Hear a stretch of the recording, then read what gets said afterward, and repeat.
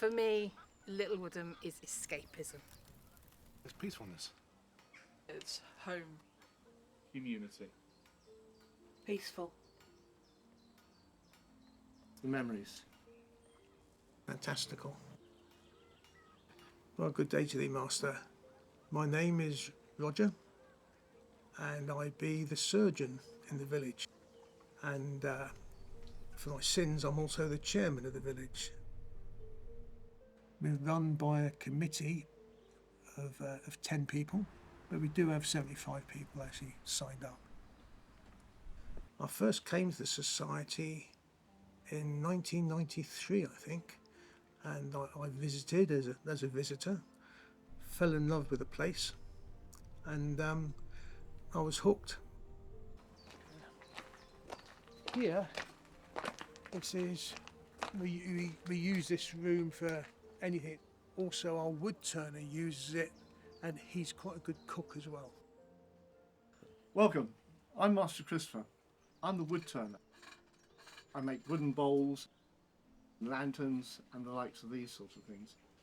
But also, I'm interested in food. I was told they needed a wood turner. I went onto Google, I researched it, I found somewhere where I could go and make my own pole lathe and learn to make a bowl and make my own tools. Almost every member of the village has done a lot of research into their own occupation, their own craft. We created this forge several years ago, and it's all based on an archaeological dig of a forge built in Newfoundland. A lot of people say blacksmithing is a dying art. It's not a dying art. It's actually it's a growing art, if anything. A lot of the techniques I do is just basically of the 17th century. It's no modern techniques, and it's fun to show that to people. I find the research is just as satisfying as my interaction with the public. You get a warm, huggy feeling. That's not a very good expression for a guy my age, but I know that what I'm saying is from the perspective of an early 17th century surgeon. We all have childhood memories where things have actually struck us. And it's when you see the recognition of actually connecting with a child, or even an adult, and you can see that real in-depth, sort of in their eyes, you can see they're just so connected with it. The act of living history for children is important because it makes history a living thing. History is not a dead subject. History is the stories of those who came before us. Down at the village, I portray the trained band militia member, otherwise known as the soldier, and I've been doing this for 13 years, starting at the age of 11. It's a bit of a family thing. So yeah, my grandmother sort of brought me here more or less against my will when I was 11, and then I've sort of become part of the furniture in a way. It's part of my story to provide a meal for my husband when he was alive, and now my grandson. This has been a real bonding moment, especially after my grandfather passed away. The fact that we've been able to keep this together and as a shared memory has certainly been really, really nice. I met him down here. I fell out of a cupboard, and there's this gorgeous young man laughing like a drain. I thought, well, thanks a bunch, mate. And was it reader? I married him after a while. Yeah, we got married, and I had 30 years with him, which was lovely. But sadly, he passed away nearly 4 years ago now. And Lewis, he's done very well out to the village. He joined when he was 11, and he loved it very much. He went and did his university degree in history, and he's recently qualified as a teacher in history. So for him, it's led to a career, which he's loving every minute of it.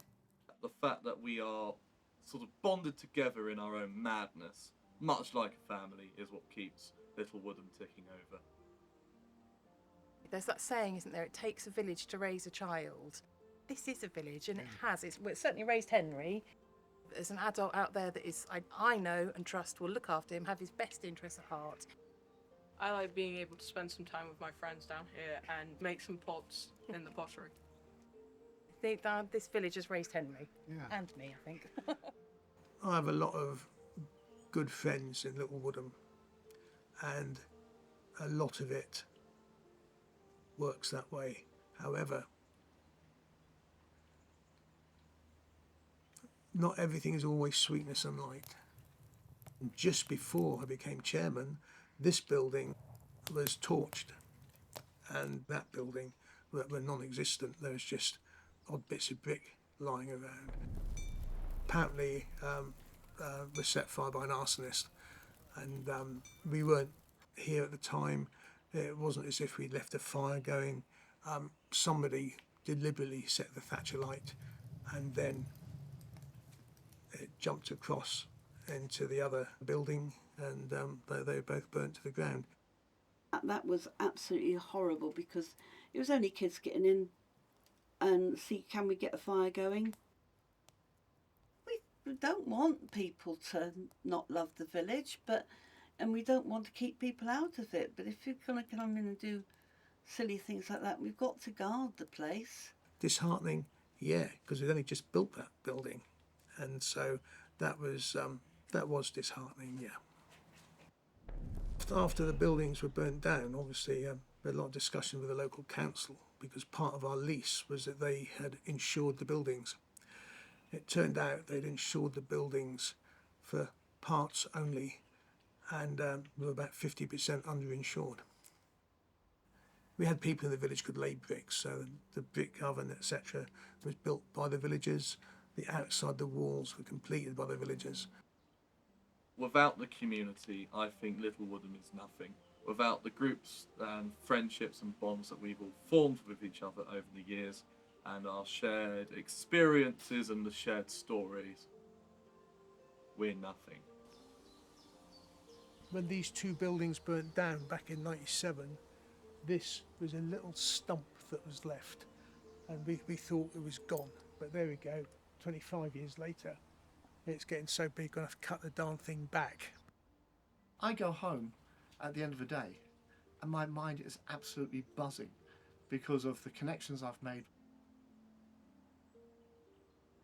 It comes to life with the people. It is a real community, and it is a family. We've got the older ones, the younger ones. I think we've actually got quite a committed, youthful group who are ready to take on the challenges of the future. When visitors came in with children, both Henry and my daughter used to say, can I take the children away and show them from a child's perspective? I think that's really nice. It's not something we asked them to do at all, but it was, they would speak to the children and show them how to climb a tree or what they do around the village. People have been here since they were children, and they are now adults with sort of proper jobs, but they still come down, and I think they will be the driving force behind the village in the future, because it's in their blood. Well, it's got to be the youngsters coming up.